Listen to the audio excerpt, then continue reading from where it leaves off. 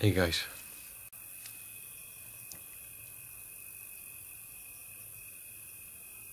So this evening, the first dog I ever rescued here in Tanzania, whose name was Assisi, after Saint Francis of Assisi. She passed away at the local vet after contracting a type of blood parasite.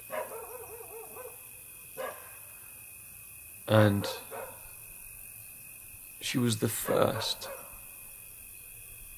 very first dog I rescued here in Tanzania. She was the very first being to come into my care here in Tanzania. And she was part of the foundation of all of it. You know, there's a saying I borrowed from a friend of mine. I've used it many times over the years. God doesn't choose the qualified, He qualifies the chosen. And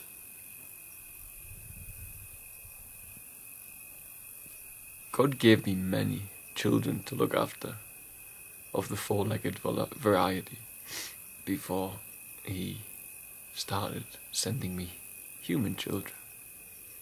Now, I'm not saying the four-legged children are any less important in God's eyes, because they're not. They are not. I know that the God I serve does not want any fear or suffering or pain of any sort, if it can be avoided. And He speaks to me as loudly and as persistently, and He creates the same synchronicities and coincidences for me to find dogs as He does humans. So I know there's no difference.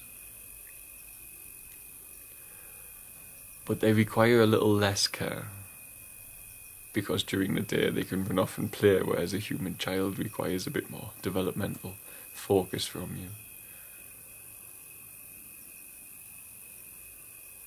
So He qualified me, in my eyes, with those first children who were the dogs. And Assisi was the first. And she followed me one day. She was near enough dead, tiny little puppy with a belly full of worms. No one looking out for her, and she started following me, so I brought her home.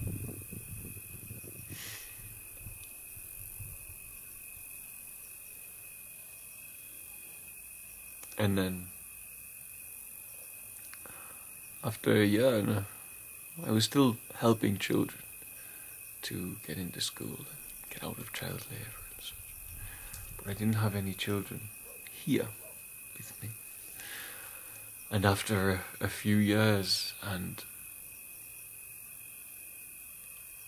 more sleepless nights than I care to remember, nursing sick dogs and puppies and dying dogs and dying puppies, I really don't know how many dogs have died in my arms here.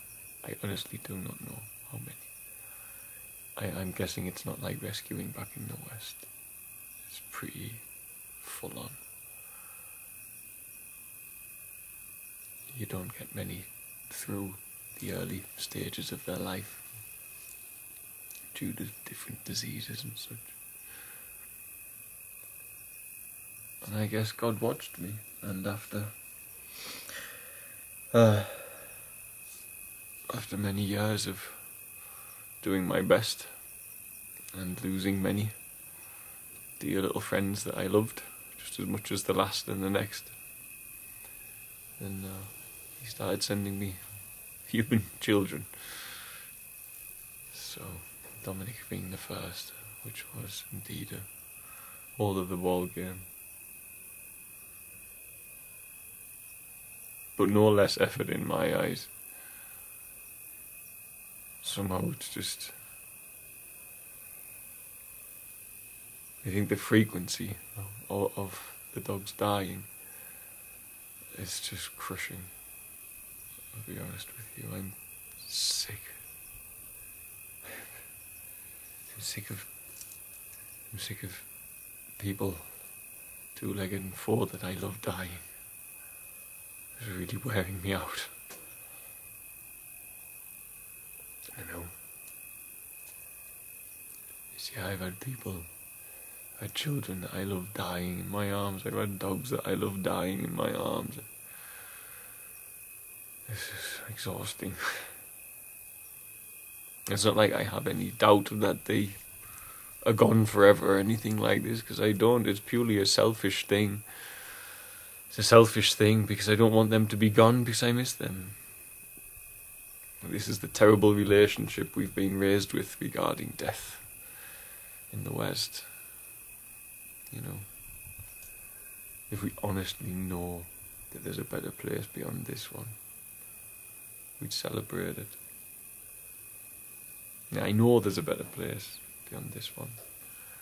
I'm still too selfish to celebrate the fact that someone I love passes away and I don't get to see them every day. It's pretty exhausting, missing so many souls. I think this year especially, I've had 3 children die. I think 16 rescue dogs this year have died. Tick fever, parvo, distemper. Some we hardly knew, but some, like Assisi. It's the 6th dog in the whole of my life I ever owned. I say owned. I ever called a friend, a proper friend. I like to say I own another being. 6th dog in my life. 3 in England. 2 here, and then Assisi. I see Assisi as the first rescue.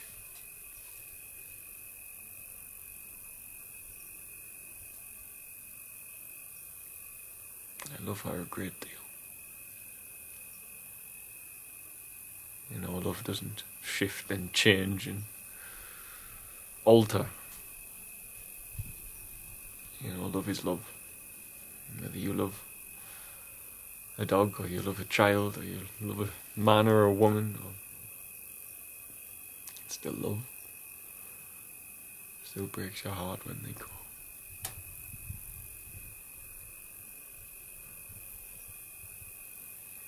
But she was quite an important part of my history, I guess. First rescue dog. The foundation of this place was the rescues. She was the beginning.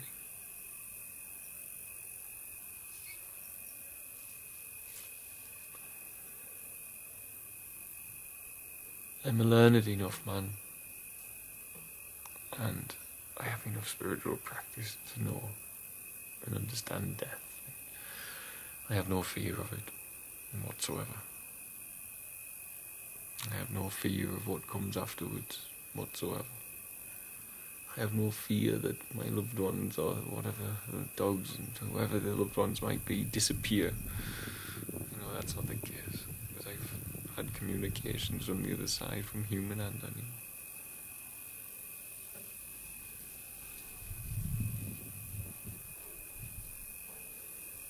It's just a lot to bear, that's all.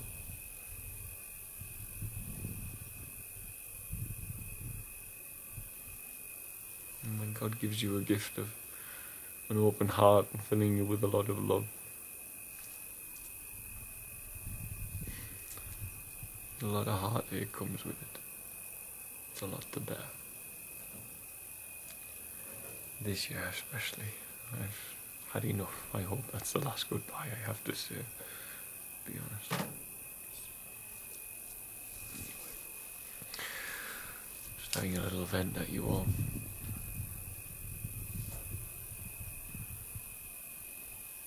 I guess. Just say rest in peace, Assisi.